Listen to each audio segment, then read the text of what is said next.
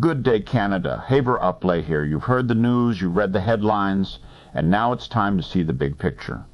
But before we start today, a very happy birthday to Heather Prosack and to Sunshine Sarah from YakkStack and the Uplay Show. May your year ahead be as strong and free as the Alberta you love. Now today we're going to talk about the moment Alberta has been building toward for a very long time, and the noise that someone desperately does not want you paying attention through. May the 4th, 2026. Some of you are saying it the way Canadians do on this day. May the force be with you. And today in Alberta, that is not just a figure of speech. Because today, Mitch Sylvester and the Stay Free Alberta team are doing something the establishment said should not be done. They are handing in their citizen initiative petition. The signatures are in. The work is done. And Alberta is waiting for the tally.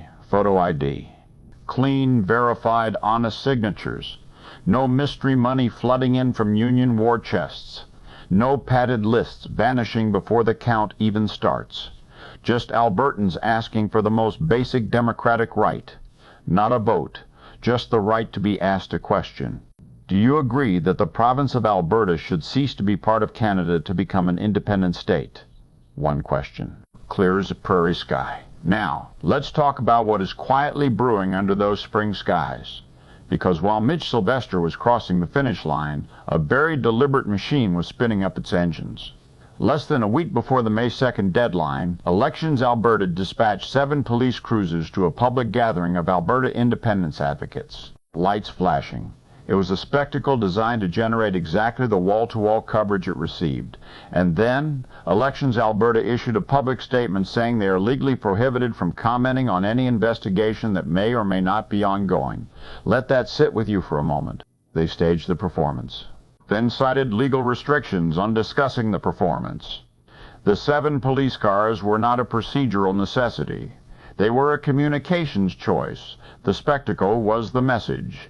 And the legal silence is the cleanup. Into this storm stepped Nenshi, leader of the Alberta NDP, and he made a claim worth examining very carefully. He described what he was calling a voterless situation as, and these are his words, likely the largest data breach in Canadian history. The largest in Canadian history. Now, let's look at what was actually happening in the months before that statement. In March of this year, a hacking group claimed they had been inside Telus' systems, not for hours, not for days, for months. What they walked out with included personal information for Telus users and employees, detailed call logs and voice recordings, source code from multiple Telus divisions, financial records and data from somewhere between 20 and 24 other companies that had outsourced work to Telus. Companies whose clients never had a direct relationship with Telus, whose data left the building right alongside everything else. Then the Loblaws Group, the parent company behind President's Choice, No Frills, Real Canadian Superstore, and Shoppers Drug Mart, the pharmacy where a very large number of Canadians manage their prescriptions and health records. A threat actor claimed to have taken over 700 million transaction rows containing passwords, payment information, and credit card numbers. Over 129 million pharmacy fill records containing prescription numbers, patient IDs, the specific medications you take, and the conditions they treat, and nearly 20 million identity records including multi-factor authentication credentials. Loblaw's official description of that situation was a low-level breach affecting a non-critical section of their network involving only basic customer information. Then Rogers Communications and their subsidiary Fido. Nearly 11 million Canadian customer records reportedly for sale on a dark web marketplace. Full billing addresses, home phone numbers, account numbers. The asking price was $300,000 American dollars. When you do the math, that is less than 3 cents per person. That is what a Canadian's home address and account information is worth in the criminal economy right now. 3 companies.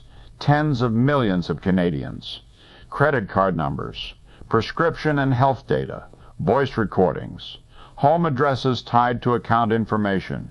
From Nenshi on any of this, silence. Complete, unbroken silence. But a voter list, a list containing names, addresses, and contact information that various political organizations already access through established channels, that, he says, is the largest data breach in Canadian history. It is not even the largest one this year. And here is the detail that Nenshi is counting on you to miss. The Alberta NDP sent text messages to non-members, people who never asked to be contacted, people who do not support the party, using voter list data 18 months before the next provincial election to promote their anti-separatism campaign. A reader of ours received one of those texts on April 21st of this year. The same list he is calling a threat is the same list he is allowed to use. The same list Thomas Lukaszuk's effort cannot access in the same way. The same list he does not want the grassroots independence movement using. When somebody is screaming this hard about a problem, it is worth asking what they need you not to see. Now, let's look at what you should actually be seeing. Nenshi is not the only person fighting Alberta's independence movement right now. Thomas Lukaszuk, former deputy premier of this province, has been running his own anti-separatism petition, the Forever Canadian Effort, for months. It had the media. It had union backing. It claimed 460,000 signatures. Then the counting started. 12% of those signatures were gone, invalidated, and removed. And of what remained, only 10% was properly verified. Lukaszuk, who filed a document explicitly requesting a referendum, now says it was never really about a referendum. The same man. The same document. A different answer when the wind shifted. Here is what you need to notice. Nenshi did not join Lukaszuk's campaign. He launched his own. A separate movement. A competing banner. In a province where both men claim the urgency is the same, they could not share a stage. That is not the behavior of two people defending a principle. That is the behavior of two people defending a lane. Because Lukaszuk's name has been circulating as a potential leadership candidate on the conservative side of Alberta politics.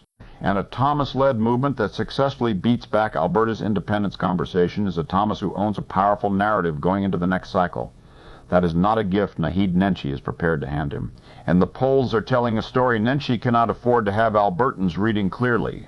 A Janet Brown opinion research survey conducted in April for CBC News, 1,200 Albertans, a margin of error of plus or minus 2.8 percentage points, found that only 20% of Albertans described themselves as very impressed with Nenshi.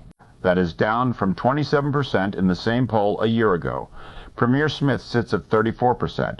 The UCP would win a larger majority today than they currently hold, and Nenshi's numbers are worse than Rachel Notley's in her worst polling period before the 2023 election, an election the NDP lost. He has had nearly 2 years to build his profile.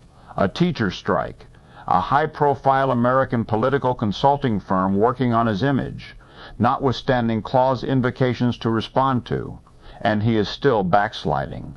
A manufactured crisis, one loud enough to paint every Alberta independence voice with the same brush, one dramatic enough to give the evening news something to run other than his approval numbers, is exactly the kind of thing a worried leader reaches for.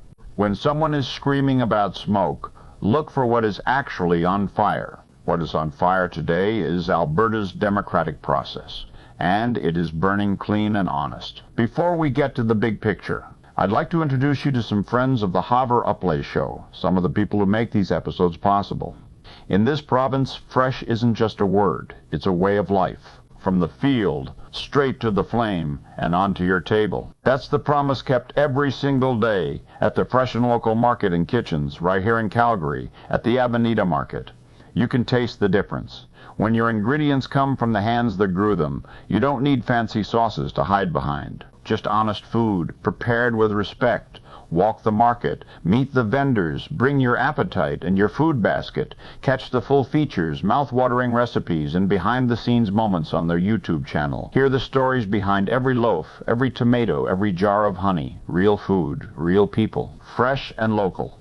Visit them in person and meet them online at freshandlocal.ca, where Alberta's table meets Alberta's truth.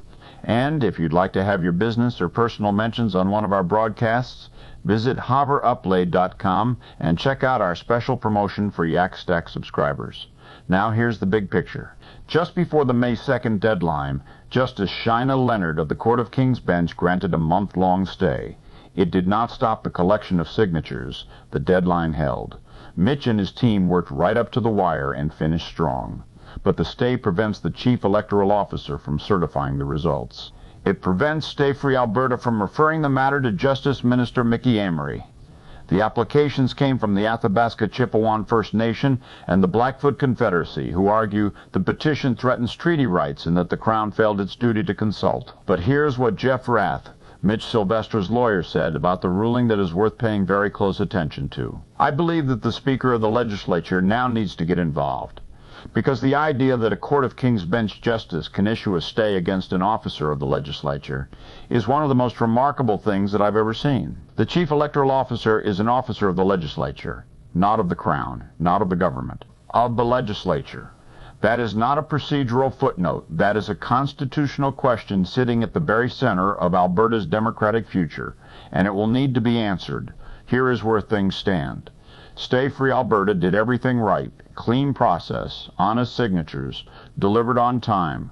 The validation is now paused by a legal stay. But a pause is not a verdict. The petition is real. The signatures are real. The Albertans who signed their names are real. The distraction was real too. But it did not work. The tally is coming. When it drops, every Albertan will know exactly where this province stands. And no amount of manufactured noise, no staged spectacle, no poll-driven crisis changes what those Albertans signed their names to. To every volunteer who gave up evenings, knocked on doors, drove in the cold, and built something honest from the ground up, Uplay sees you. Alberta sees you. History will remember you. StayFreeAlberta.com. This is only the beginning. The work continues. And now you see the big picture. Make sure you click the subscribe button and join us every weekday at noon for the big picture. Uplay, signing out.